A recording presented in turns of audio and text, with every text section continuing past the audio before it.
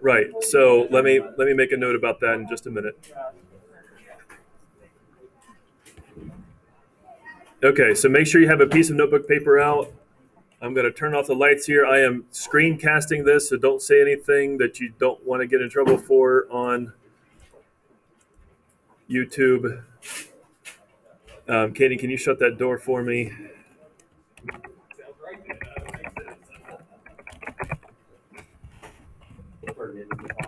Yeah, so here's the deal with taking notes. This is how you're going to get points for the day is taking notes. I've got some handouts for you, but the way you're going to turn these notes in, make sure your name's at the top right now, please. Here's my thing with notes. I'd like to see how you take notes because there are some people who only take the notes that are on the board. There are some people who don't take notes at all and they just sit there and like a useless lump on a log, right? You all are not like that. None of my students are useless, right?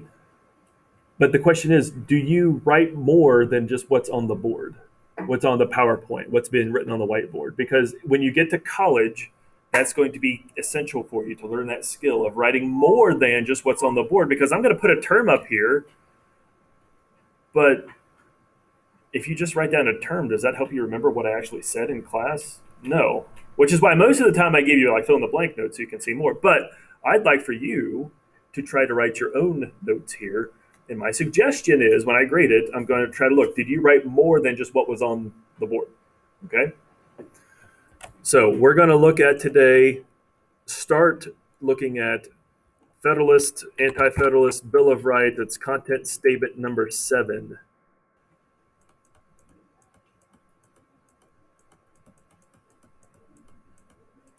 Okay. Now, in order to start, where I'm going to start is Articles of Confederation.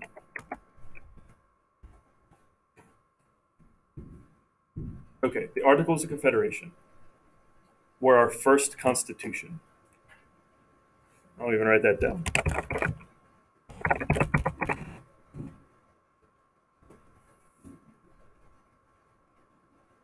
What is a constitution?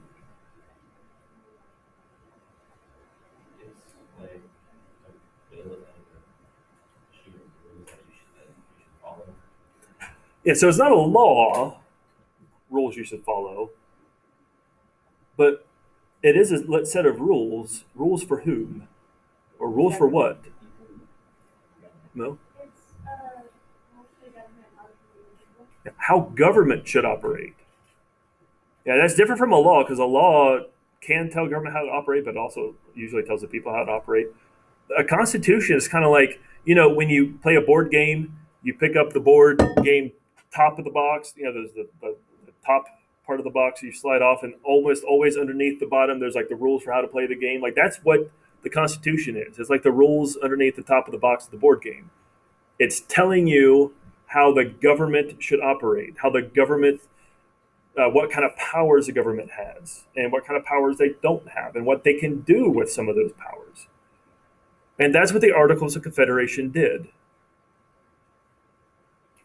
Hold that thought. Do you remember anything about the Articles of Confederation that we went over in class, that might come up on a test that might be coming on Friday?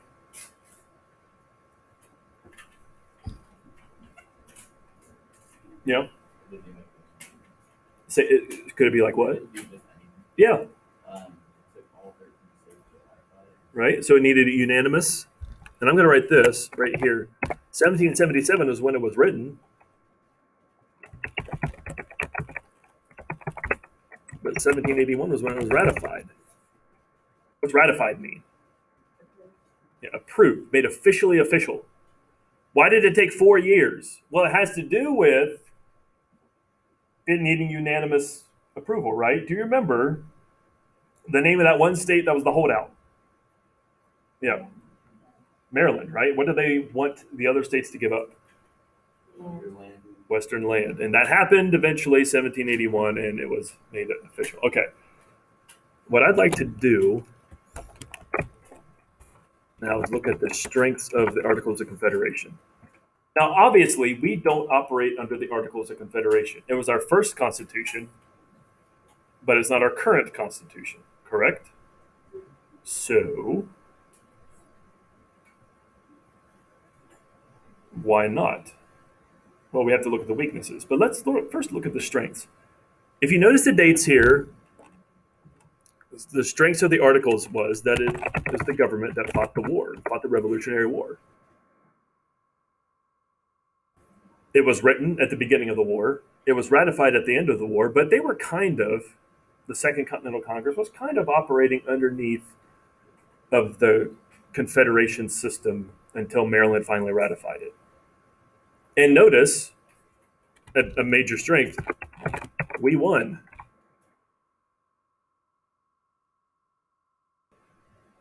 We won, we won, we won, we won. And then what does Hamilton say? The world's turned upside down, right? We beat the biggest, baddest military in the world, right? That you can't say that the Articles of Confederation were a total failure because of that, right? And then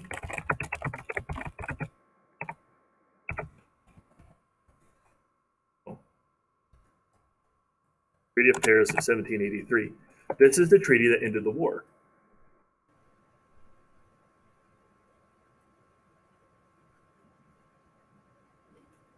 The Articles government got the British in this treaty to recognize our independence. We declared our independence, but we weren't officially independent yet because it wasn't recognized by the people who governed us, right? It's kind of like you can say, I'm independent of my parents. I don't need my parents. Well, is that right? Like, do you drive a car? If you do, who pays for the gas? Who pays for the insurance on the car? Who pays for your food and clothing, right? Are you really independent if your independence isn't recognized by the people with money and power, right? So, like, that we had to have our independence recognized, and that's what this did. Now, this also asked the British to be removed from the Northwest Territories. The soldiers had to leave their forts in the Northwest Territories, which brings me to another strength.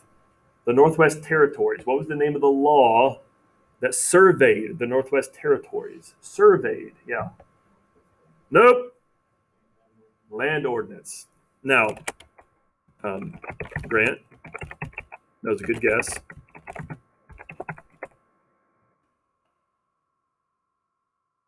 Hold that thought, because the Land Ordinance surveyed into townships. Another strength was the document that laid out the system of government. Which one was that, Grant? There you go.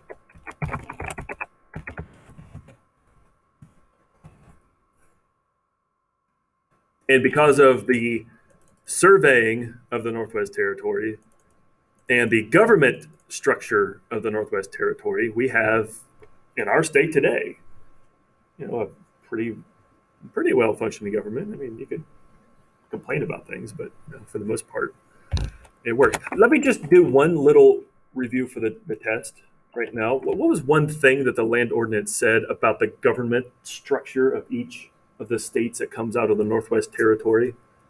It had to be a what type of government? A republic. Republic, small r, meaning it has to be democratic. The people have to be given certain basic rights. They have to be able to vote for their representatives, et cetera, et cetera. You can't have a state with a dictatorship or a monarchy. Okay, those are the strengths, and I'm going to underline that just so you can kind of see it. And heck, let's just make it blue. Why not? Because there are some strengths. There's a ton of weaknesses. I mean, more weaknesses than you can count. Actually, no, we can't count. 10 weaknesses. Right? Okay, so the first weakness of the Articles of Confederation, it was not strong enough to keep the states from infighting. from fighting amongst themselves. You think that it's awful during football season when we have Michigan versus Ohio State and all that kind of stuff, right? And Kansas versus Missouri. Sorry, that's called the border war.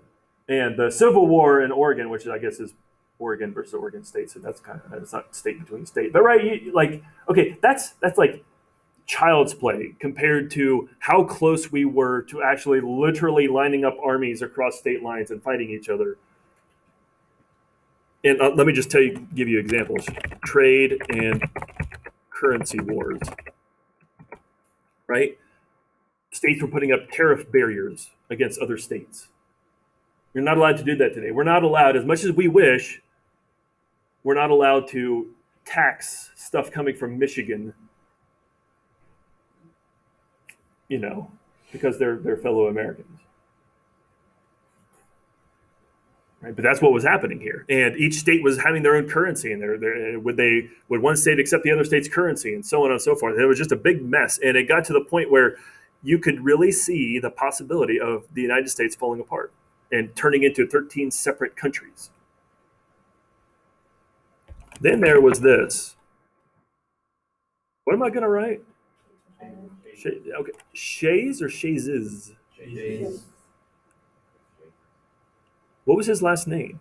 Shays. His last name was Shays, right? So where should the apostrophe go? Here?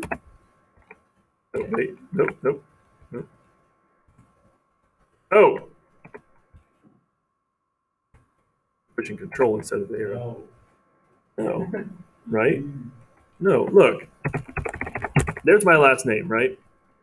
If you do this, I'm just going to get ticked because my last name is not Beaver. It's Beavers. When you talk about Mr. Beavers' computer, it's got to be Mr. Beavers', right? Because my last name is Beavers. The Columbus Dispatch used to, when I was playing basketball, when they would do write-ups about our team when I was playing in high school, would call me Jason Beaver, and it drove me crazy. I'm not Jason Beaver. I'm Jason Beavers, right? His name was Daniel Shays. So if it's his rebellion, then it should be Shays' rebellion. Or you can leave that last S off there. Shays' rebellion. If you put Shays' rebellion on the test, Shays, you will fail automatically, even if you get every other question right. That's how serious I am about an apostrophe placement. Am I serious? Yes. No, I'm not serious. I wouldn't fail you just for that, but it is a pet peeve. Shays' rebellion. This scared the living daylights out of the founding fathers, like as much as any of these things, because it was, a rebellion where the farmers of the back country of Massachusetts didn't want to pay their debts, and so they would take over courthouses that were trying to put them in jail. They would take over a courthouse. That is an insurrection. And this basically showed the founding fathers the difficulty of putting this down, and the fact that it rose up in the first place, that there were military problems within the United States. Technically, the Articles of Confederation had the power to call up an army, but did they really? I mean, do you think Georgia is going to send, and South Carolina are going to send troops up to Massachusetts to put down Shays' rebellion? Why would they want to do that, even if they're told to? Right? It was just a difficulty, and that reminds me too, for laws, for simple legislation. Each state had one vote in Congress. It's not like today where everybody has, each state sends 2 senators and so many representatives, and they all have a vote. Each state had one vote. And so there were 13 states, right? It took 2/3 majority to get a piece of legislation passed. Who knows the fraction for that? 7 out of 13 would be simple majority. 2/3. Yeah? 9 out of 13 states had to agree on a piece of legislation before it was passed. Let me ask you this: when was the last time that 2/3 of of the states in the United States agreed on anything?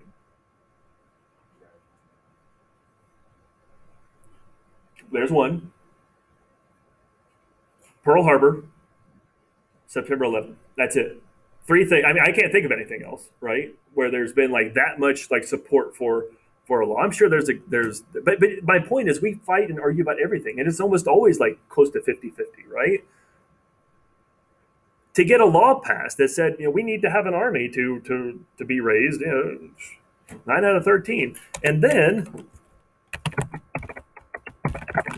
they had no power to tax. They had to requisition funds from the states. The federal government had to ask states for money. Guess how many states willingly gave money to the Articles Congress? For those of you listening on the screencast, I'm holding up a big fat zero. What state's going to give up money if they don't have to? By the way, just going back to this real quick. In your Candy Congress the other day,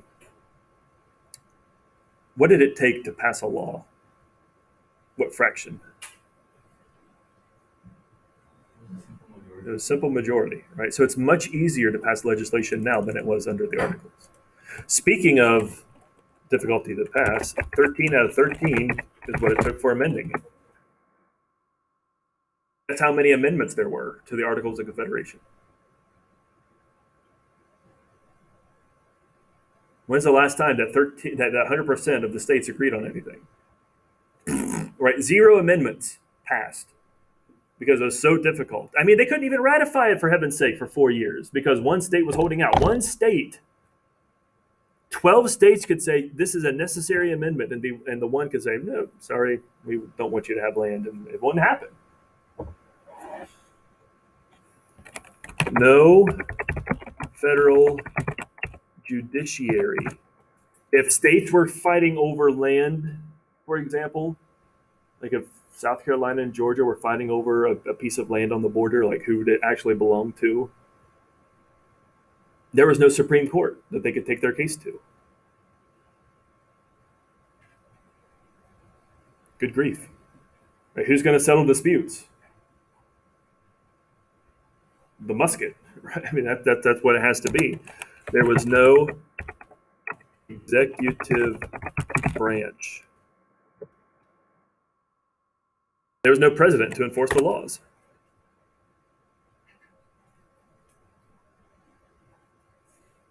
Finally, this is one that not a lot of people care about. I'm just going to give it to you because it gives us a nice 10 instead of 9 weaknesses.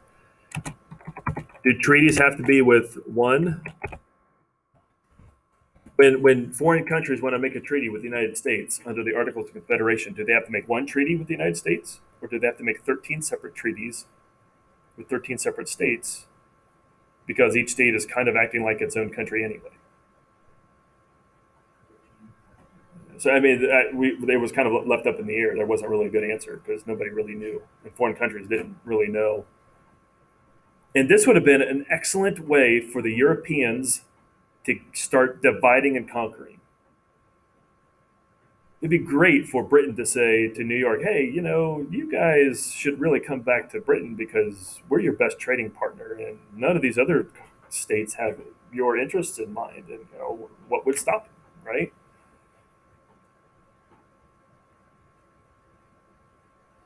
Okay, so can you see why the Articles of Confederation failed? This is a recipe for disaster. There were some strengths. It wasn't all bad, but it was pretty bad. So there was a new generation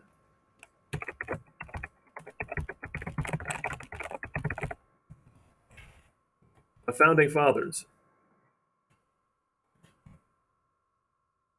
And I'm specifically talking about James Madison and Alexander Hamilton, who said, look, guys, these two did not sign the Declaration of Independence, right? They're not George Washington. They're not Ben Franklin. They're not John Dickinson. They're not um,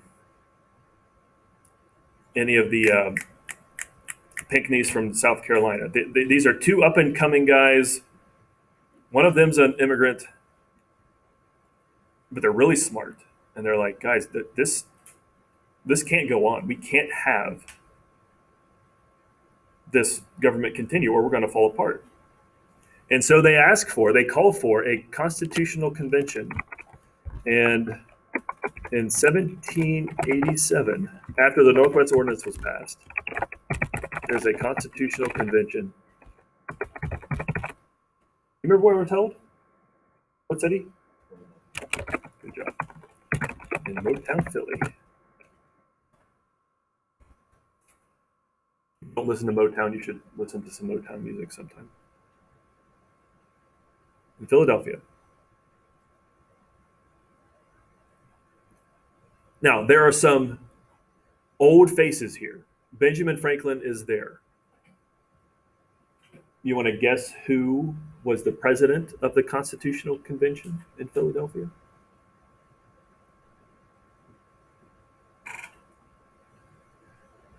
In this time period, who would you choose to be the president of anything?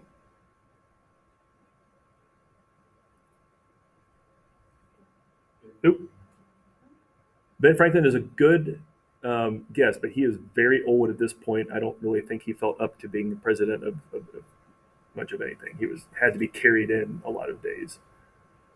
Bush.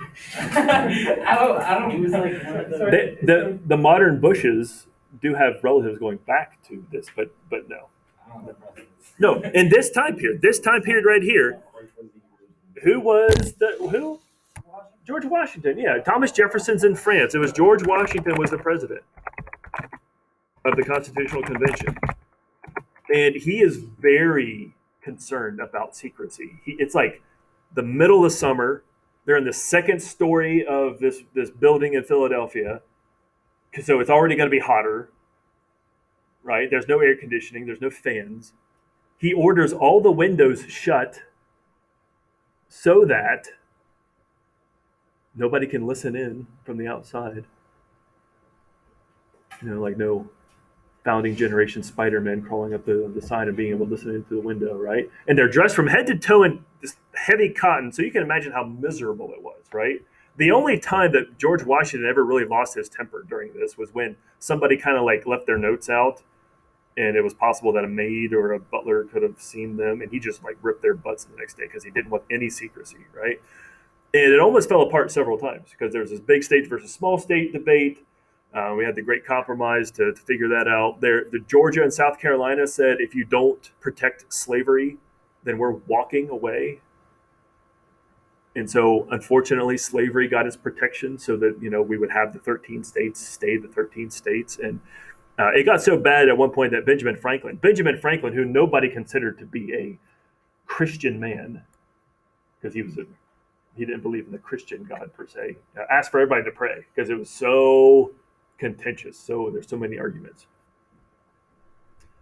And they came up with something. They came up with our current Constitution, of course, before the amendments.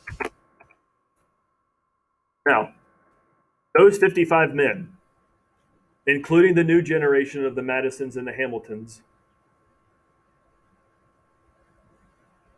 one of the things that Hamilton proposed during the Constitutional Convention was that there should be a king in America.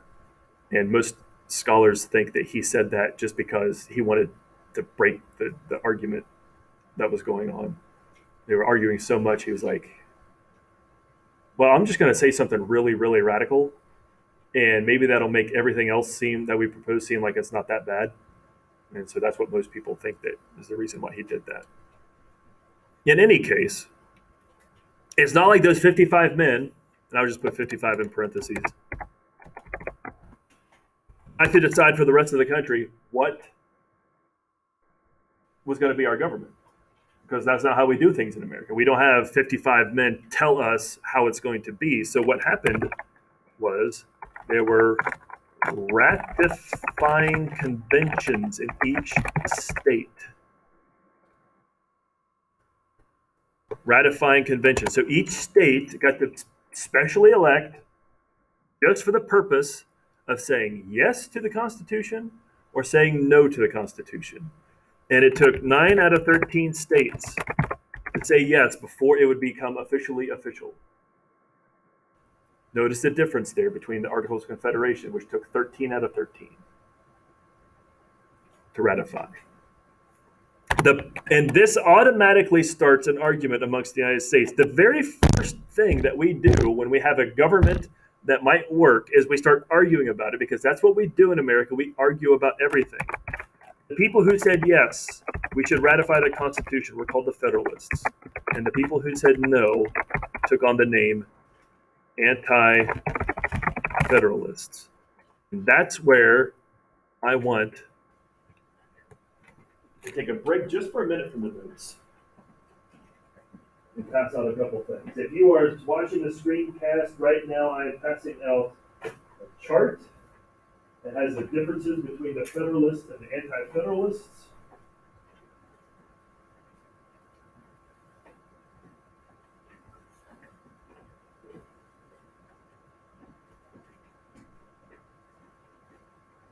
And you can see on this chart that there are several things that the Federalists and the Anti-Federalists disagreed on. And what they're doing during the summer and fall and winter of 1787 and then in the spring of 1788 is they're both trying to rally their forces and persuade as many people as possible to vote either yes or to vote no in the ratifying conventions for the Constitution. Okay, now, the very bottom of that chart, do you see it? There's several things that they disagreed on, but one of the main things that they disagreed on was what is called the nature of a republic. So I'd like to kind of, I would draw this on the board, but since, I've got,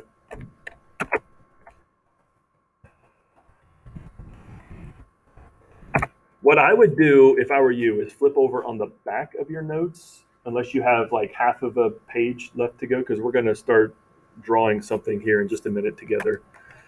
What I'm going to do here,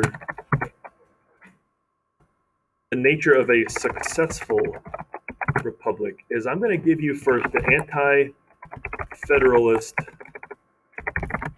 viewpoint. And in parentheses, can you put the traditional viewpoint?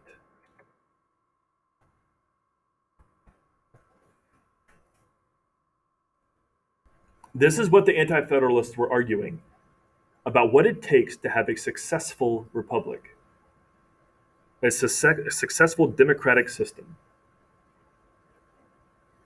What they said was, let me type this out first. A small, homogeneous or homogeneous republic is what is best. That is how you're going to have a successful republic. Large, diverse republics equals failures. They don't work. If you want to have a successful republic, it has to be small. And what does homogeneous mean? Homogeneous, what's that mean? Well, there's a mixing. Right. Homo, they are the same.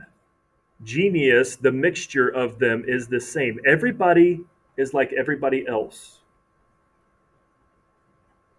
Large, diverse republics where there are people who are not like each other, that is not going to work. So can you do me a favor? Can you draw a rather large rectangle, and this is going to be our large republic, and I would write out large republic, but I can't. Yeah. Put this on the notebook sheet of paper, please, because that's what I'm going to collect. Keep the chart for just a minute. Yeah. Second sheet of paper is fine if you have one. Now, do you remember this guy's name? Montesquieu. Do you remember what he came up with? What ideas he came up with? Yeah. Separation of powers into a legislative, executive, judicial branch, right? He also came up with this. And the Anti-Federalists tended to agree with this. The traditional view tended to agree with this. Let's say that we have a large republic and there are people over here, because let's be honest, we all tend to move close to people who are like us and so on and so forth, right? And these people, we'll call them people A, they really like steel. Steel is what they produce, right? Let's say that this is steel state A in the large republic. And over here in B, the B area, we have the farmers. And down here is C, and they like video games. Why not? That's their main interest in life. That's what their economy is based on, and I can't spell it very well. And then there's the D state down here, and they like drugs.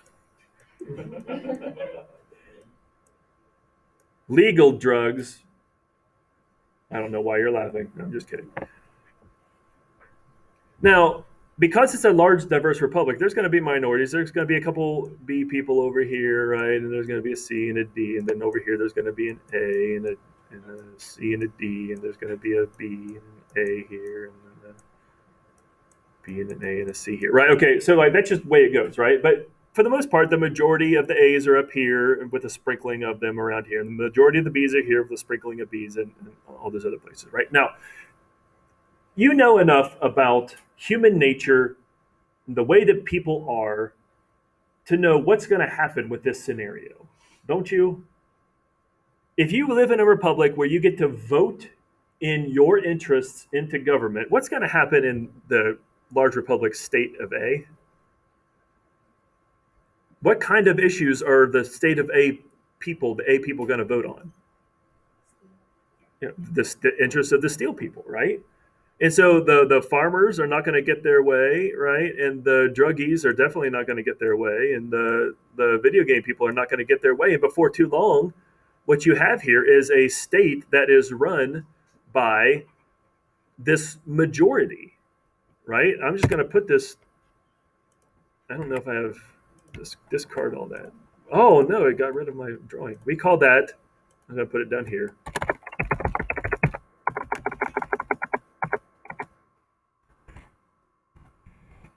We call that tyranny of the majority.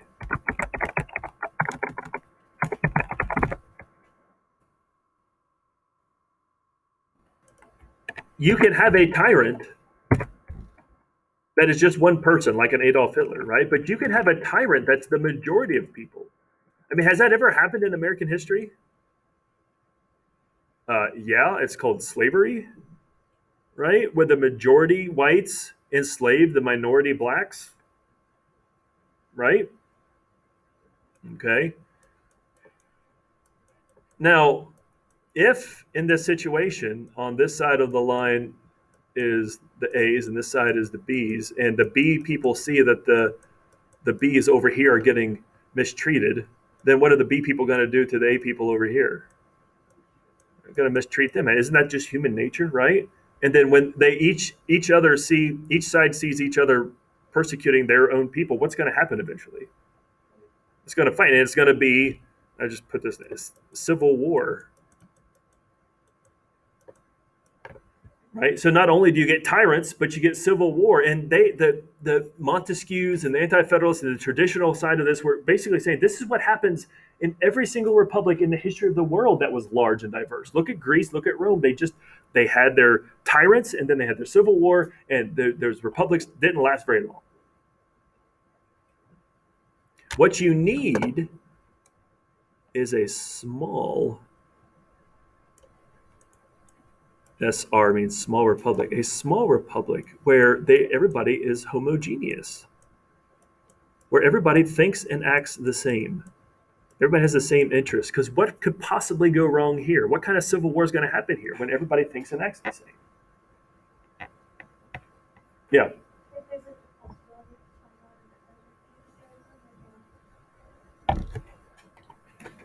good question. So let me hand out, if you're watching this, I'm handing out Federalist number 10. Federalist number 10 was James Madison's first Federalist. Alexander Hamilton had written the first couple. The first one, John Jay had written a few, and Hamilton had written a few more. So Jay and Hamilton wrote the first 9. Then James Madison comes out with his first Federalist paper.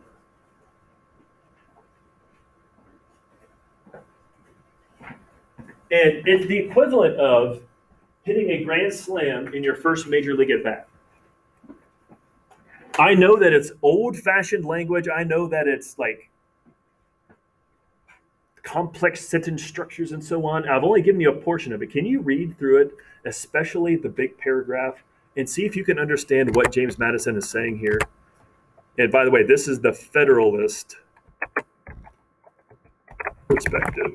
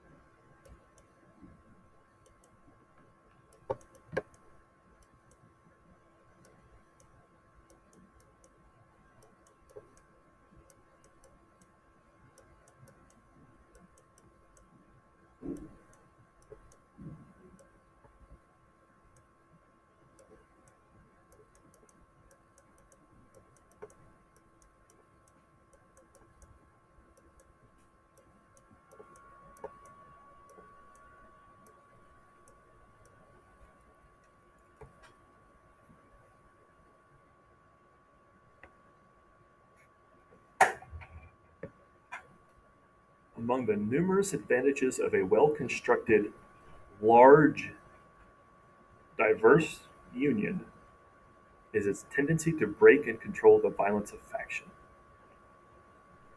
What does he say in that third paragraph?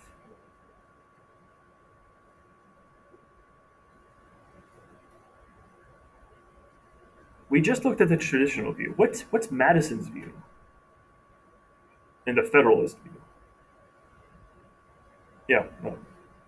If there's a smaller, if there's like a group of people that are on the same team that's smaller, and then the parties making that up a bit smaller, and then since it's a small amount of people doing behaviors, it's getting out there with that.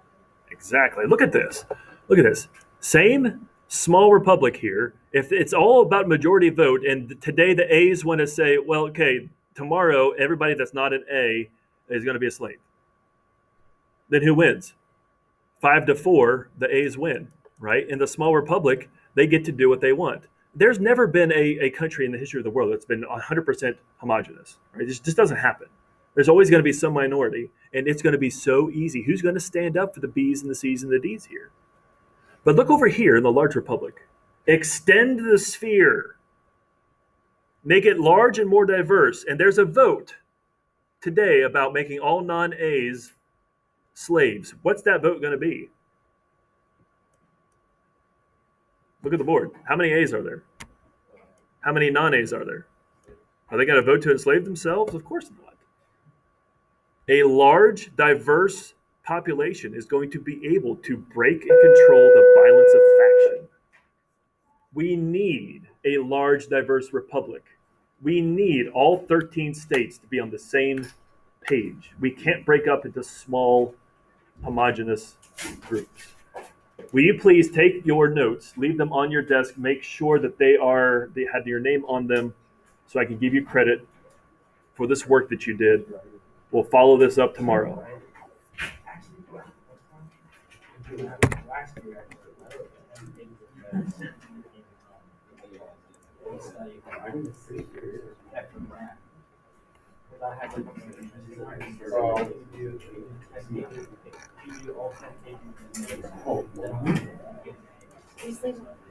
Yeah, just leave it there. Take the handouts. but leave your notes.